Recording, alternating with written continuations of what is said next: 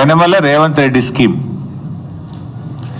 ఆ రోజు BRS party అధికారంలో ఉన్నప్పుడు ఎల్ఆర్ఎస్ ఉచితంగా చేయాలని, పేదల రక్తమాంసాలు పీలుస్తున్నారని, పేదలను ఉసురు పోసుకుంటున్నారని రెచ్చిపోయి మాట్లాడిండు రేవంత్ రెడ్డి గారు, బట్టి విక్రమార్క గారు, ఉత్తమ్ కుమార్ రెడ్డి గారు, కోమటిరెడ్డి గారు, సీతక్క గారు. ఇంకా అందరి వీడియోలు ఉన్నాయి, నేను టైం వేస్ట్ చేయదలుచుకోలేదు.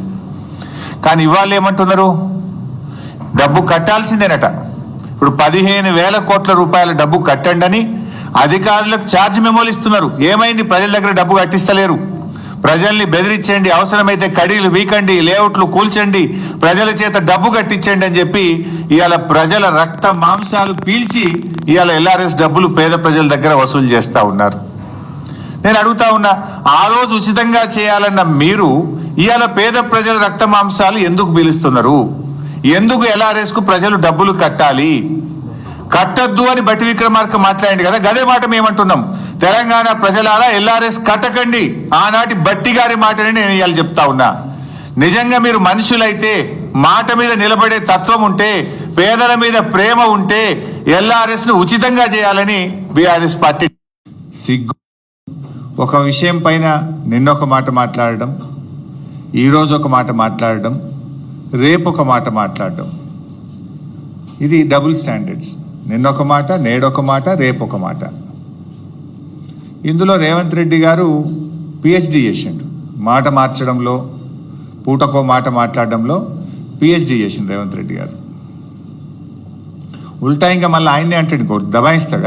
ఎవడా అన్నది, ఎవరన్నారు ఆ మాట అని ఉల్టా దబాయించి ముచ్చటగా మూడో స్టాండ్ చెప్పగలిగిన నేర్పరితనం కూడా రేవంత్ రెడ్డి గారిలో ఉంది. ఇవన్నీ నేను ఉత్తగా మాటలు చెప్తలేను, మీకు అన్నీ ఆయన నిజస్వరూపమే బయట పెడతా. వాటం తీరు మాట మార్చడం, పూటకో పార్టీ మార్చడం కూడా రేవంత్ రెడ్డికి వెన్నతో పెట్టిన విద్య. ఒక పార్టీలో ఉంటూ మరో పార్టీ అగ్రనాయకులను రాక్షసులు అంటాడు, మళ్ళీ అదే పార్టీలో చేరి దేవతలు అంటాడు.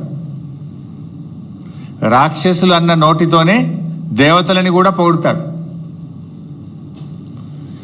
సిగ్గు ఎగ్గు గాని, సంకోచం వ్యాకోచం ఏమీ లేకుండా రెండు తీర్లు కూడా కంఫర్టబుల్గా నిస్సిగ్గుగా మాట్లాడే తత్వం రేవంత్ రెడ్డిది.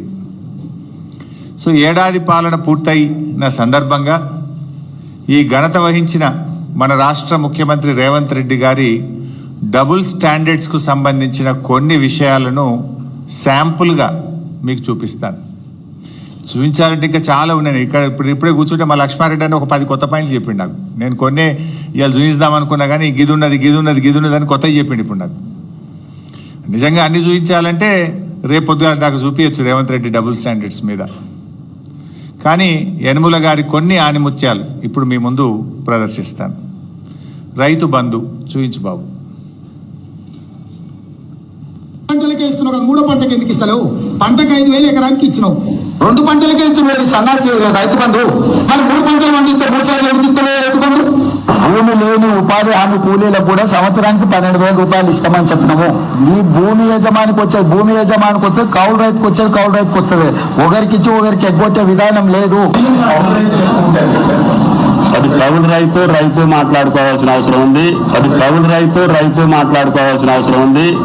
పంటలకేస్తున్నావు, 3వ పంటకి ఎందుకు ఇస్తలేవు?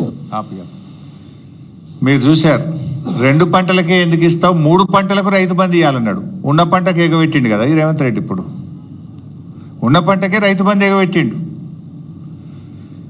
అంటే ఎన్నికల ముందు ఇంకో మాట చూశారు, కౌలు రైతుకు ఇస్తాం, రైతుకు కూడా ఇస్తామన్నాడు రైతు బంధు. కౌలు రైతుకి ఇచ్చినామని రైతుకు ఎగ్గొట్టం, రైతుకి ఇచ్చినామని కౌలు రైతుకు ఎగ్గొట్టం అన్నాడు ఆనాడు రేవంత్ రెడ్డి గారు. ఇవాళ ఏమంటున్నారు, అది కౌలు రైతు ఇద్దరు మాట్లాడుకోవాలి అని చెప్పి నిస్సిగ్గుగా మాట మార్చిన ఈ ప్రభుత్వ తీరు మీరు గమనించవచ్చు. ఇప్పుడు ఏమంటున్నారు, అధికారంలోకి రాగానే అది కౌలు రైతా వాళ్ళే తెలుసుకోవాలి, మాకు సంబంధం లేదన్నారు. ఆ రోజేమో కౌలు రైతుకు ఇస్తాం 3 పంటలకు రైతు బంధు ఇస్తా అన్నాడు. నిన్న మాట్లాడుతుండు సిగ్గు లేకుండా ముఖ్యమంత్రి. ఏం మాట్లాడుతుండే నిన్న, గత ప్రభుత్వం అట యాసంగి పంటలో రైతు బంధు ఎగ్గొట్టిందట. రైతు బంధు డబ్బులు ఇవ్వడానికి మేము జమ చేసి ప్రకటన కూడా చేస్తే ఎలక్షన్ కమిషన్ కంప్లైంట్ ఇచ్చింది మీరు, రైతు బంధును ఆపింది మీరు. ఇంకా అప్పుడు నువ్వు రెచ్చిపోయి ఏమన్నావు, ఇప్పుడైతే 10,000 మేమొస్తే 15,000 రైతు బంద్ వేస్తా అని ఎన్నికల్లో ప్రచారం చేసినావు. డిసెంబర్ 7వ తారీఖు నాడు నువ్వు ముఖ్యమంత్రిగా బాధ్యత తీసుకున్నావు. నాట్లు ఎప్పుడు పడతాయి తెలంగాణలో? డిసెంబర్ 7 తర్వాత 10 తర్వాత జనవరి దాకా పడుతుంటాయి నాట్లు. ఎప్పుడైనా డిసెంబర్, జనవరి, ఫిబ్రవరిలో రైతు బంద్ వేసినాం. ఇప్పుడు నువ్వు ఎప్పుడు ఇస్తా అంటున్నావు రైతు బంధు? జనవరి 17వ తారీఖు తర్వాత రైతు బంధు ఇస్తా అంటున్నావు. డిసెంబర్ 7 నాడే నువ్వు ముఖ్యమంత్రి అయితివి, మరి నువ్వు గీయాలి కదా రైతు బంధు. ఇప్పుడు జనవరి 17కి ఇస్తా అంటున్నావు. జనవరి 17కు డిసెంబర్ 7కు మధ్య తేడా 40 రోజులు. అంటే రైతు బంధు ఎగ్గొట్టింది రేవంత్ రెడ్డి, నిస్సిగ్గుగా గత ప్రభుత్వం ఎగ్గొట్టిందని చెప్పగలిగిన నేర్పరితనం కూడా రేవంత్ రెడ్డిలో ఉంది. అంటే దొంగే దొంగ దొంగ అన్నట్టు ఈయన ఎగ్గొట్టింది రేవంత్ రెడ్డి, రైతు బంధును ఆపింది రేవంత్ రెడ్డి, కేసీఆర్ ఎగ్గొట్టిండు, బీఆర్ఎస్ ప్రభుత్వం ఎగ్గొట్టిందని ఉల్టా చోర్ కోత్వాల్కు డాంటే అనే విధంగా మాట్లాడిండు. కరోనా వరుస 2 సంవత్సరాలు కరోనా వస్తే కూడా క్రమం తప్పకుండా 11 విడతల్లో 72,000 కోట్లు ఇచ్చింది కేసీఆర్ కదా. రైతు బంధు, రైతు బీమా కలిపితే 82,000 కోట్లు రైతులకు నేరుగా లబ్ధి చేకూర్చిన నాయకుడు కేసీఆర్. నిజమైన రైతు బంధువు కేసీఆర్. నువ్వు అవి ఆపుకుంటా కొర్రీలు పెట్టి అంత కొడితే 20,000 కోట్లు ఇచ్చినావు. ఇంకా 11,000 కోట్ల రుణమాఫీ ఉన్నది. నువ్వు ఇచ్చిన 20,000 కోట్లు కేసీఆర్ గారు ఒక్క రైతు బంధు, రైతు బీమాకి ఇచ్చిన డబ్బు 82,000 కోట్లు. అంటే నీకంటే 4 రెట్లు అధికంగా ఇచ్చిండు కేసీఆర్ గారు. ఈ రకంగా రైతు బంధు విషయంలో 3 పంటలకు ఇవ్వాలన్న రేవంత్ రెడ్డి ఉన్న పంటకు ఎగ్గొట్టిన రేవంత్ రెడ్డి నిజస్వరూపం మీ ముందు పెట్టాం. అదేవిధంగా రెండవది బతుకమ్మ చీరలు. బతుకమ్మ చీరల్లో ఎట్లా మాట్లాడిండు? ఆయన నోటికి మొక్కాలి, చాలా గొప్ప సుభాషితాలు వల్లించిండు. ఒక్కసారి ఆ దివ్య ప్రవచనాలు చూద్దాం. ఒక మంచి డిజైన్ తో ప్రతి ఆడబిడ్డకు 2 చీరలు ఇస్తే 1,30 లక్షల చీరలు మంచి డిజైన్లతోని మంచి క్వాలిటీ. సరిగా రాలే బిడ్డ. ఒక్క మంచి డిజైన్ తో ప్రతి ఆడబిడ్డకు 2 చీరలు ఇస్తే 1,30 లక్షల చీరలు మంచి డిజైన్లతోని మంచి క్వాలిటీతో ముందుకు రమ్మని మా అధికారులకు సూచన చేసినాం. ఒక్క మంచి ఆ రోజు ఏమో కేసీఆర్ గారి ప్రభుత్వం ప్రతి బతుకమ్మ పండుగ కూడా ఏ పేదింటి ఆడబిడ్డ కూడా పండుగ పూట పాత చీరలు కట్టుకోవద్దు, కొత్త చీర కట్టుకోవాలి, ఇటు చేనేత కార్మికులకు ఉపాధి దొరకాలని కేసీఆర్ గారు చీరలు ఇచ్చారు. ఏమన్నాడు రేవంత్ రెడ్డి గారు?